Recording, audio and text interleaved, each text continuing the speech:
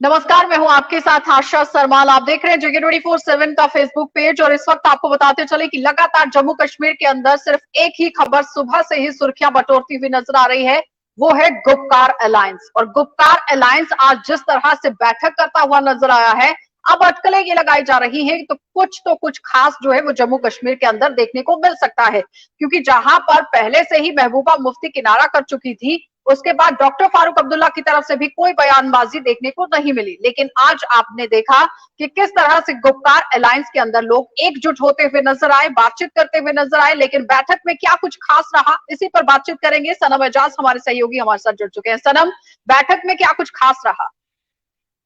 देखिए, बैठक में वही एक पूरा कश्मीर में कहावत है, निशस्तम खुर्दम बर्खास्तम, बैठे खाया पिया और चले गए। अब तक यही नतीजा निकल रहा है, क्योंकि जब बैठक खत्म हुई, पहले सुबह इस पे एजेंडा नहीं था कि क्या एजेंडा होगा, इस पे कोई बात नहीं चल रही थी। और उसके बाद जब बैठक खत्म हुई तो मीडिया ने सवालात किए, तो सवालात का जवाब जो है उमर फारूक अब्दुल्ला ने ज्यादातर दिया। महबूबा मुफ्ती टोटल खामोश रही। तारिगामी ने एक सवाल का जवाब दिया, और तारिगामी ने जाते जाते यूं कहें तो सारे को कवर अप करने के लिए वो जवाब दिया। लेकिन ओवरऑल देखा जाए, फारूक अब्दुल्ला ने जब बैठक की तो उससे सवालात पूछे गए, और सवालात सबसे पहले ये भी उनसे पूछा गया कि 5 अगस्त 2019 की तारीख, और उसके बाद आपने कहा था कि हम बड़ा डिस्कोर्स लाएंगे, वो डिस्कोर्स क्या था, क्या रहा। तो फारूक अब्दुल्ला ने सारे डिस्कोर्स का जवाब देते हुए सारी बात जो है, सारा मामला जो है वो कोविड के नाम चढ़ा दिया कि सब कोविड वगैरह है, ये है। उसके साथ साथ अगर देखा जाए तो उनसे दूसरा सवाल ये भी पूछा गया था कि इस वक्त जो र्यूमर्स वगैरह चल रही है, जो स्टेट को कुछ लोग कहते हैं डिवाइड किया जा रहा है, कुछ लोग कहते हैं डेमोग्राफिक चेंज की जा रही है।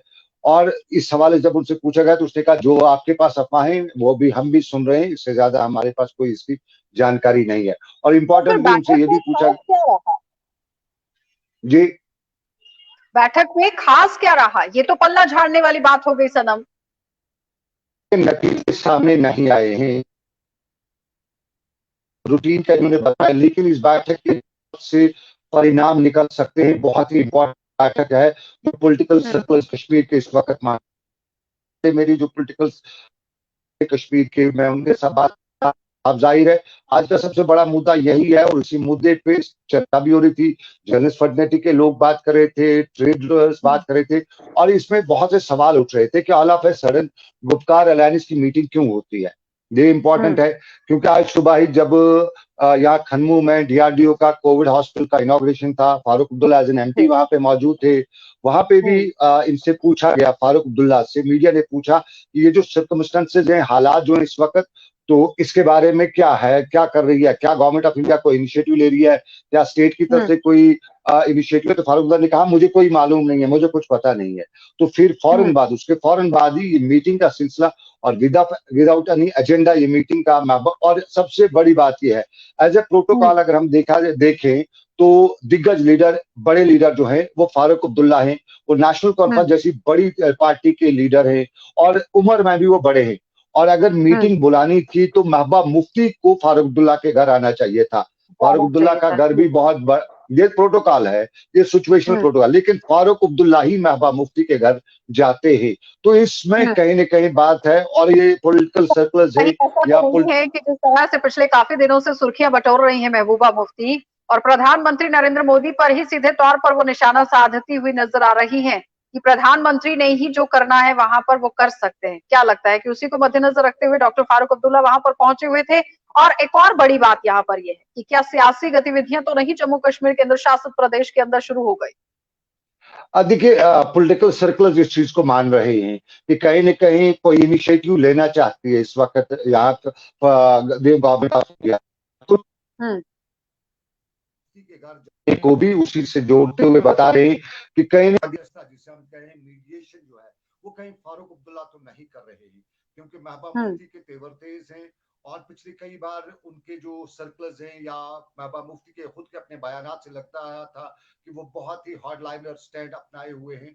और इस बीच में कहीं न कहीं नई दिल्ली चाहती है कि जम्मू कश्मीर में कुछ हालात जो हैं या पॉलिटिकल सरगर्मियां जो हैं वो शुरू की जाए।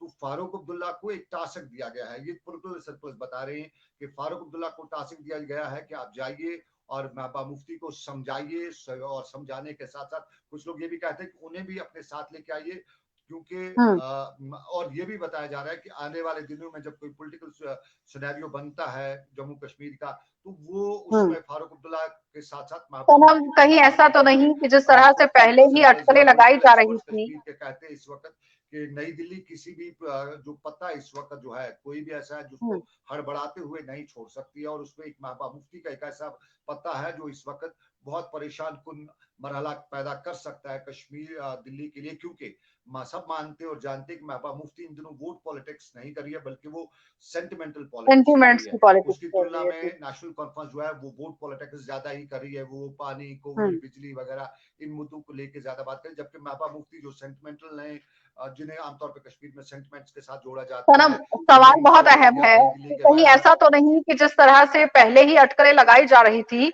आज जब डीडीसी के भी चुनाव थे उस वक्त भी कई तरह से सूत्र जो है वो बात बताते हुए नजर आ रहे थे कि आने वाले समय में अगर जम्मू कश्मीर के अंदर चुनाव होते हैं तो भारतीय जनता पार्टी के साथ नेशनल कॉन्फ्रेंस जा सकती है। क्या लगता है कि पूरी तरह से नेशनल कॉन्फ्रेंस अपनी ग्राउंड तैयार करने के लिए तो नहीं लगी?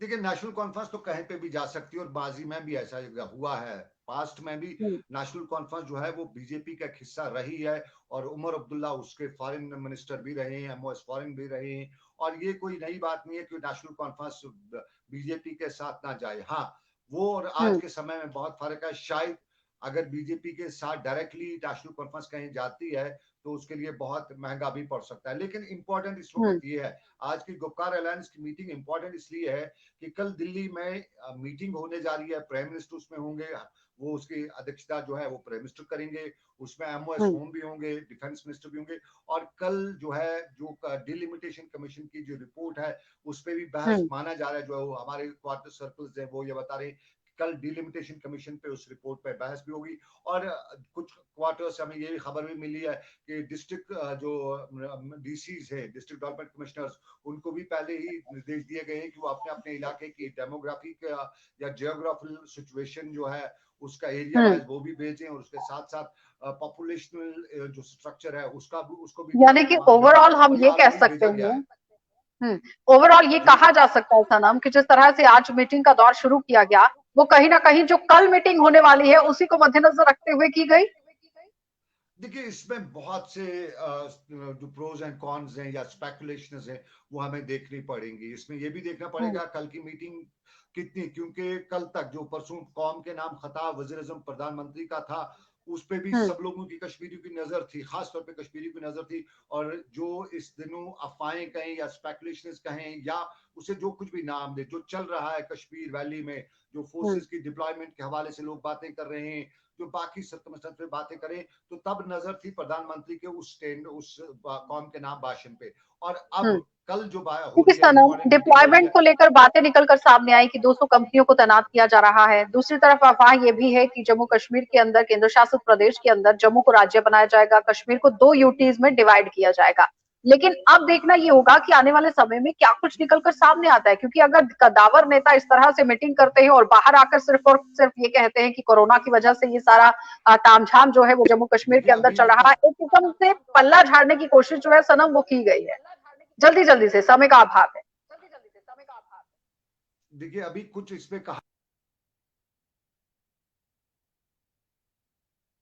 चलिए, तो सनम से फिलहाल हमारा संपर्क जो है वो टूट गया है, लेकिन आपको बताते चलें कि लगातार जिस तरह से गुप्कार की ये मीटिंग हुई है, ये बहुत अहम मीटिंग मानी जा रही थी, लेकिन जैसे ही मीटिंग खत्म हुई है उसके बाद डॉक्टर फारूक अब्दुल्ला की तरफ से कोई बयानबाजी नहीं की गई, महबूबा मुफ्ती की तरफ से कोई बात नहीं की गई, और जाहिर तरीके से अब अटकलें ये लगाई जा रही हैं कि आखिर क्या कुछ खास इस मीटिंग के अंदर रहा है। क्या लगता है कि आने वाले समय में सियासी सरगर्मियां जम्मू कश्मीर के अंदर देखी जा सकती हैं, या फिर कुछ और बड़ा जो है वो होने वाला है? फिलहाल इजाजत दीजिए, नमस्कार।